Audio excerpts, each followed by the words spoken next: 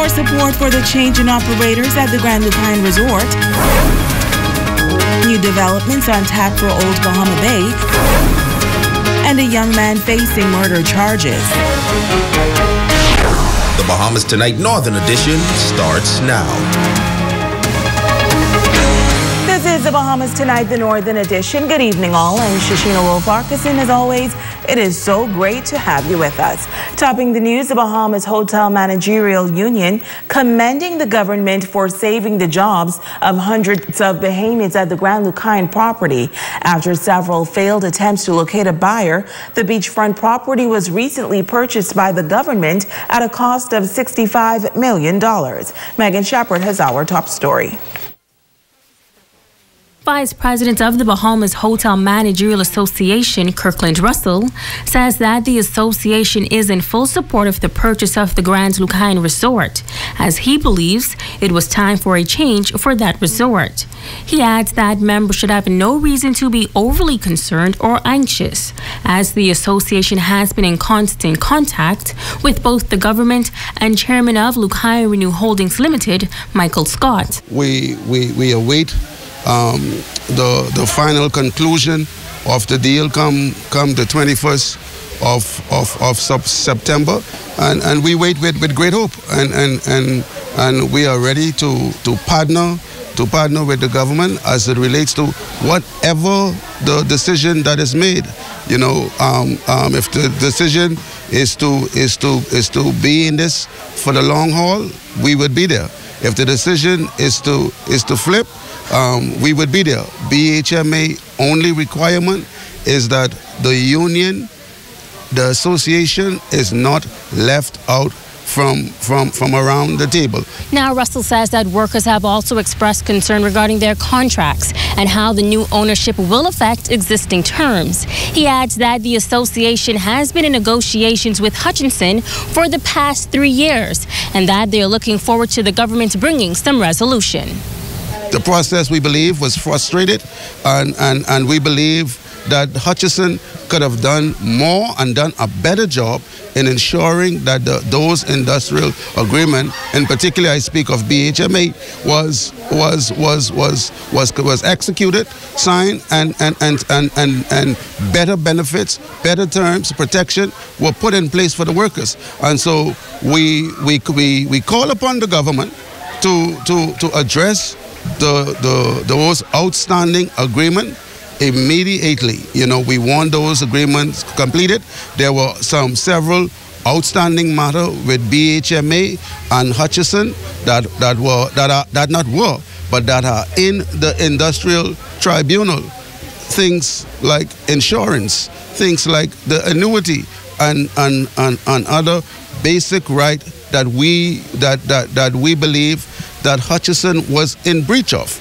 Russell says that the association has met with its members and they had basic concerns regarding their contracts, benefits, and the future of the union going forward. Those questions were basic questions that we were able to answer with great confidence. You know, your rights are almost, I would say, enshrined within our agreement, which is married to the statutes of the Bahamas, and so we have no fear at all, you know. And I think following our meeting, our members got a better appreciation of what the union is doing and what the union stand for. The association has conducted a preliminary survey to determine how many members would like to take severance packages versus how many members would like to stay on with the resort. He says that at this time, the association would like to keep those numbers confidential. Reporting for ZNS Network News, I'm Megan Shepard. A major hotel condominium-style development unveiled for West End is expected to revitalize that once thriving community while providing opportunities for Bahamians. Sabrina Brown reports. The Grand Harbor at Old Bahama Bay Resort is projected to be a massive development and will be situated on 225 acres of land on the northwestern side of Old Bahama Bay Resort. President John McDonald says ground will be broken for the first phase the end of the year. We're going to have 460 condominiums consisting of 1, 2, and 3 bedroom units. The density will be about 17% for the one-bedroom units, with the remaining being 2 and 3 bedrooms. The buildings will be 4 stories high. We will have retail space that'll include a couple of high-end restaurants, bait and tackle shops, coffee shops, boutique wear. And then we'll have a rather large sports complex that's going to have tennis courts, basketball courts, volleyball courts. We're going to have a jogging trail. The Grand Harbor Resort is a 10-year project, and McDonald outlines the second and third phases. Phase 2 will be the property that I refer to, which is almost another 80 acres. I refer to it as the Alamanda East property. And that's going to have single-family, 3- and 4-story villa-style homes. We're just now working on how many homes that's going to be. We've got our site plan engineers doing the density on that. And then once that's complete, then we're going to work on the Phase 3, which Phase 3 will be actual single-story individual homes that will be oceanfront. McDonald also shared a little about their marketing strategy. We plan to be able to fly people in, boat people in. We're making arrangements now with Valeria to come directly here. We've also purchased a what they call a martini-style boat, which is almost like a large passenger gondola that has been logoed up for the resorts, and it's going to be a water taxi that's going to take our guests and our owners to and from the West End Village, where we're going to be securing a dock just outside of Coffey's and then just outside of Chabot's, which is right across the street from Tommy Bonefish Foley's property. And it'll transport guests to and from at no charge. According to the president, this project will provide many jobs for Bahamians.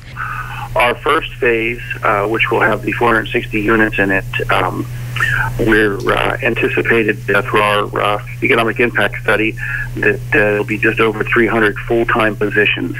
As far as the construction end of it goes, it's going to be just over 1,000 construction positions, and we expect the construction of the first phase to be a 5-year project.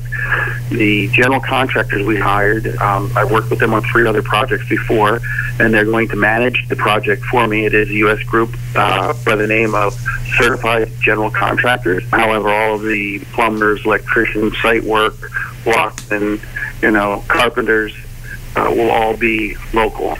We're hiring as many local people as possible. The only time we would go outside of that scope is if we had something specialty that we couldn't find in the Bahamas. Sabrina Brown, ZNS Network News. In other news, an all-Grand Bahamian group investing $1 million in a local insurance company.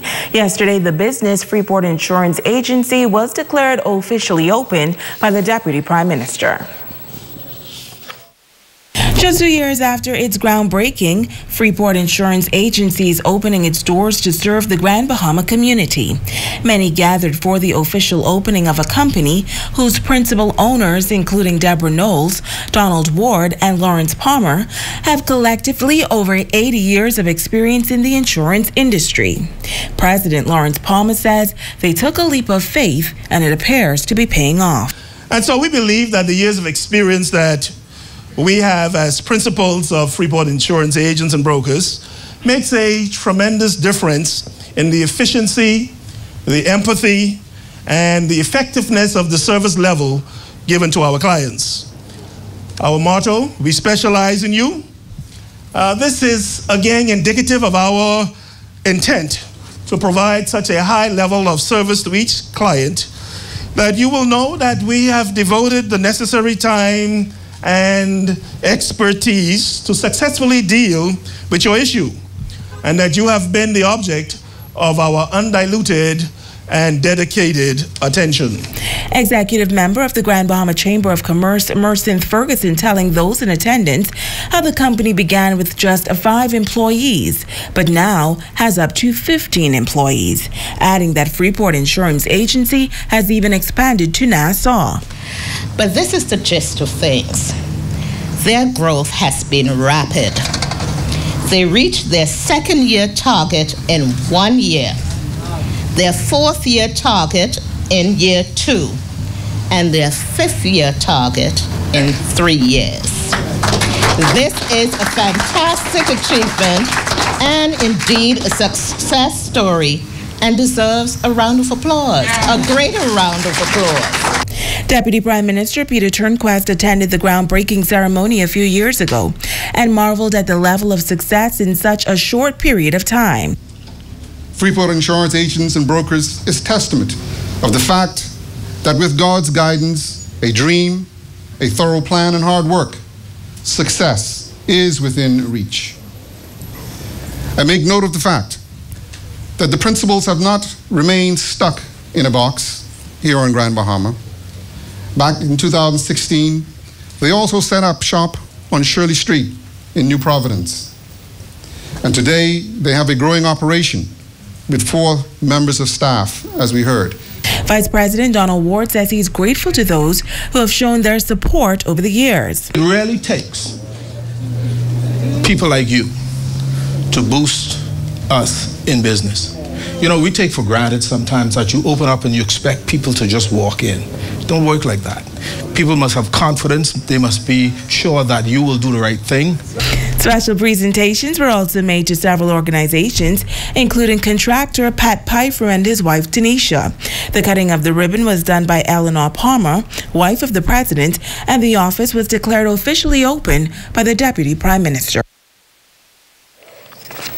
In news from the crime beat, a 24-year-old resident of New Providence taken before the court today and charged with the island's latest murder. DeMargio Wims of Flamingo Gardens appeared before Magistrate Charlton Smith on the charge of murder and conspiracy to commit murder. Wims is accused of the shooting death of Henry Johnson, alias Lil Henry. Police say Johnson was approached by 2 assailants while leaving a business establishment on Logwood Road on Saturday, August 4th, who reportedly shot him about the body. He was taken to hospital where he died 2 days later. In court today, Wims was not required to enter a plea due to the nature of the charges. Bail was denied and the matter was adjourned to December 17th. Wims was remanded to the Department of Corrections until trial. Meantime, police tell us that 39-year-old Omar Penn, a.k.a. Punch, is now in custody. Penn, who was wanted by police for questioning on murder charges, turned himself into police today. An all-points bulletin was issued by police for Omar Penn, alias Punch, earlier this week. And meantime, the search continues for 41-year-old Omar Roll of Sea Grape 8 Mile Rock. He is wanted by CDU for making threats of death. And 71-year-old Gerald Alexander Russell, a.k.a. Jerry, a resident of Freeport, is wanted by police on the charge of fraud by false pretenses. A third man is also wanted tonight. He is Rashard Ashton Fox, age 30, of Sandy Point, Abaco. He is still wanted by the Abaco police in connection with the shooting and missing person incident. And if you can help police locate any of these suspects, you should call 352-1919, 911-919, or your nearest police station. You're watching the Bahamas Tonight, the Northern Edition. Stay with us. There's more news right after this break.